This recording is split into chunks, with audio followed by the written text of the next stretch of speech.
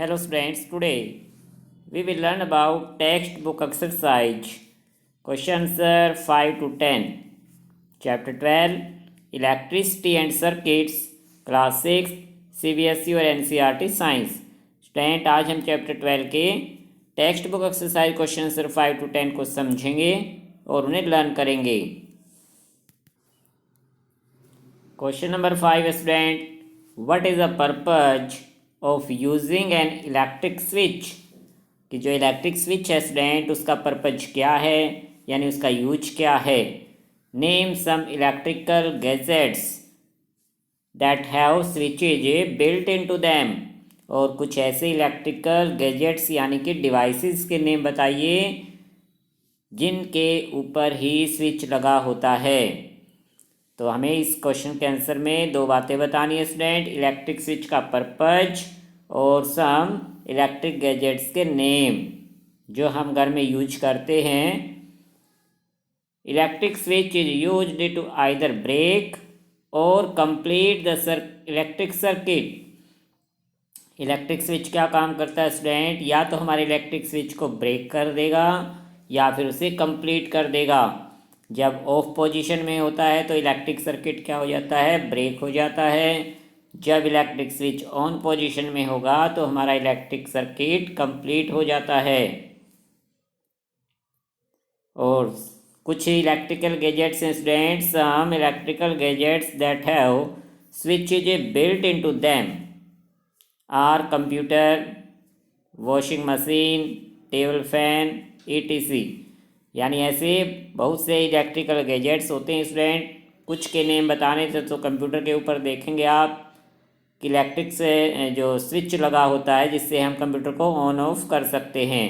इसी तरह washing machine पर जो पावर बटन होता है, टेबल फैन पर इलेक्ट्रिक स्विच होता है।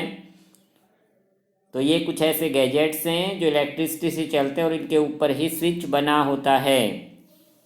क्वेश्चन नंबर 6 में स्टूडेंट हमें फिगर दिया गया है। ये फिगर आपको ड्रा नहीं करना क्योंकि क्वेश्चन में ड्रा शब्द नहीं लिखा, ना स्केच लिखा है। क्वेश्चन के अंदर जो फिगर दिया गया उसमें हमें बताना है would the bulb glow after completing the circuit shown in figure 12.14। कि फिगर 12.14 में जो इलेक्ट्रिकल सर्किट कंप्लीट किया हुआ दिखाया गया है, क्या उसमें बल्ब ग्लो करेगा। इफ़ कंडीशन लगा दी है स्टूडेंट कि if instead of safety pin we use an eraser. कि सेफ्टी पिन की जगह पर अगर इरेजर को यूज किया जाए उस सिचुएशन में बताना है।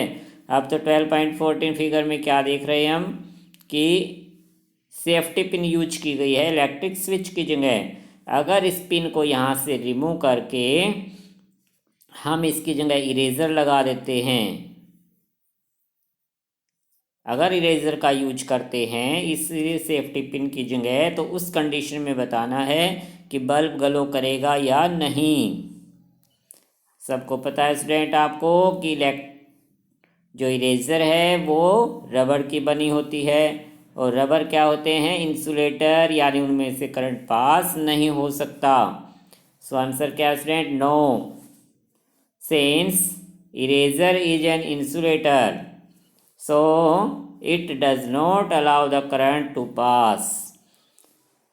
कि इरेजर एक इंसुलेटर है और उसमें से करंट पास नहीं हो सकता, hence the bulb will not glow. तो बल्ब ग्लो नहीं करेगा स्टूडेंट। क्वेश्चन नंबर 7 में भी हमें एक फिगर दिया गया है, इसमें भी आपको फिगर ड्रा नहीं करना है, ये क्वेश्चन के अंदर दिया गया फिगर है। इसमें हमें बताना है would the bulb glow in the circuit shown in figure 12.15।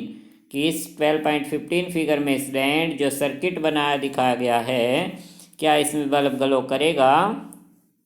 हम देख सकते हैं इलेक्ट्रिकल सेल के पॉजिटिव टर्मिनल से वायर यहाँ कनेक्ट हैं, दोनों वायर, और इलेक्ट्रिकल बल्ब के टर्मिनल से कनेक्ट है और इलेक्ट्रिकल बल्ब के उसी टर्मिनल से फिर इलेक्ट्रिक सेल के नेगेटिव टर्मिनल को कनेक्ट किया हुआ है स्टूडेंट। तो यहाँ पर हम क्या मिस्टेक देख रहे हैं कि बल्ब का जो बेस में एक टर्मिनल होता है उसे तो कनेक्ट ही नहीं किया, तो इस तरह से स्टूडेंट सर्किट कंप्लीट नहीं हो पाएगा।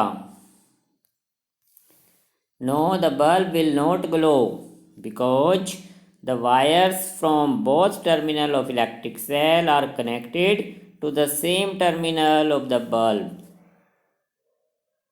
कि इलेक्ट्रिकल सेल के जो टर्मिनल्स हैं उनको बल्ब के एक ही सेम टर्मिनल से कनेक्ट किया हुआ है, इस वजह से हमारा बल्ब क्या नहीं करेगा, ग्लो नहीं करेगा। इसमें भी आपको फिगर ड्रा करने की ज़रूरत नहीं है स्टूडेंट। फिगर ड्रा केवल उन्हीं क्वेश्चंस में करना जिसमें कहा गया हो कि स्केच बनाइए या ड्रा कीजिए। Question number 8, using the conduction tester. Conduction tester क्या होता है स्टूडेंट? जो ये इलेक्ट्रिकल सर्किट कंप्लीट करते हैं इसको कंडक्शन टेस्टर कहा जाता है। ये जो कंप्लीट फिगर आप देख रहे हैं ये कंडक्शन टेस्टर है, क्योंकि इसकी हेल्प से हम पता लगाते हैं कि किस ऑब्जेक्ट में से या किस मटेरियल में से करंट पास होता है और किस में से नहीं। जैसे यहाँ सेफ्टी पिन का यूज है तो बल्ब ग्लो कर रहा है। सेफ्टी पिन की जगह पर अगर हमने इरेजर रख दी थी तो इरेजर में से करंट पास नहीं हुआ था। So this is a conduction tester. तो क्वेश्चन 8 में इसी कंडक्शन टेस्टर का जिक्र है कि using the conduction tester on an object it was found that the bulb begins to glow.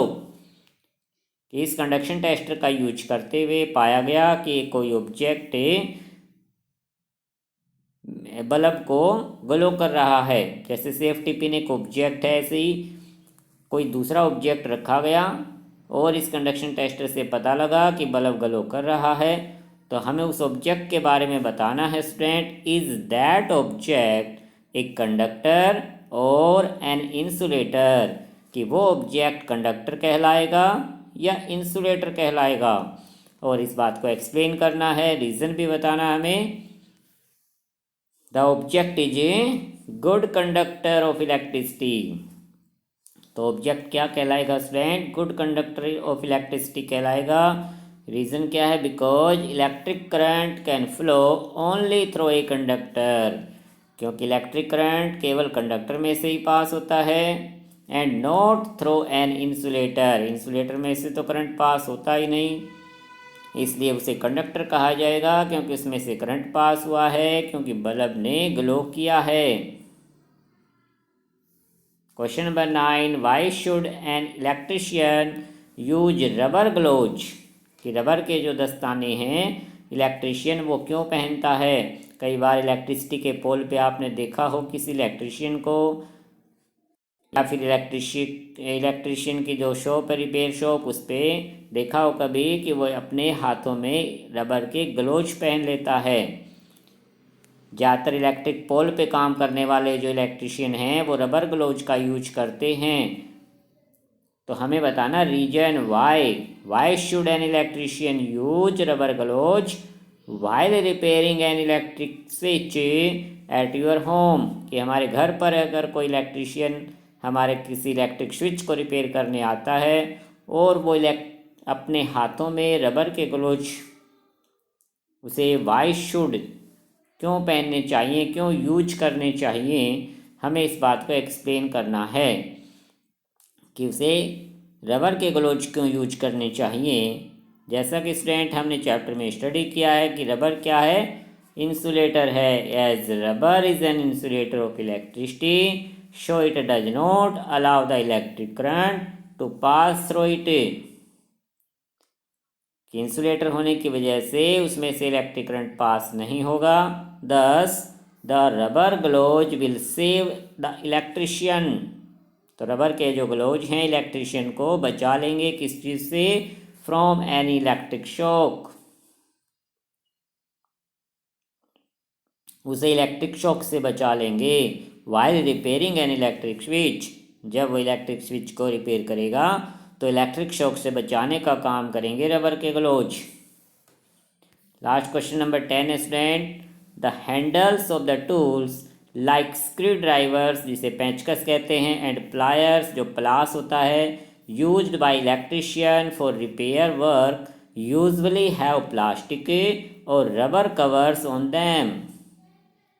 कि स्टूडेंट्स हमने देखा है कि जो स्क्रू ड्राइवर्स हैं, प्लायर्स हैं, जिनका यूज इलेक्ट्रिशियन करता है, उनके हैंडल्स पे हमने कभी ध्यान दिया हो तो वो प्लास्टिक या रबर कवर के बने होते हैं, उन पर रबर का कवर चढ़ा होता है। Can you explain why? तो हमें एक्सप्लेन करना है ऐसा क्यों होता है स्टूडेंट। सेम ऐसे ही क्वेश्चन नंबर 9 की तरह ही है लगभग कि प्लास्टिक और rubber is an insulator which does not allow electric current to pass through it. कि जैसा सभी जानते हैं स्टूडेंट कि प्लास्टिक और रबर क्या हैं, इंसुलेटर हैं, तो वो अपने में से इलेक्ट्रिक करंट को पास नहीं होने देते। So the handles of the tools like screw drivers and pliers have covering of plastic और रबर। इसीलिए इनके हैंडल्स पर प्लास्टिक और रबर के कवर लगाए जाते हैं, सो दैट इलेक्ट्रिक करंट में not pass through these tools, ताकि इन टूल्स में से इलेक्ट्रिक करंट पास ना होने पाए। And electrician does not get an electric shock, और इलेक्ट्रीशियन को इलेक्ट्रिक शॉक ना लगे वाइल डूइंग इलेक्ट्रिक वर्क। जब वो अपना इलेक्ट्रिक का काम करे तो वो इलेक्ट्रिक शॉक से बचा रहे, इसीलिए इन टूल्स के हैंडल्स पर प्लास्टिक या रबर के कवर लगे होते हैं। सो स्टूडेंट्स, आज आपको क्वेश्चन नंबर 5 to 10 को अपनी फेयर नोटबुक में नोट करना है और इन्हें लर्न करना है। Okay student, thank you.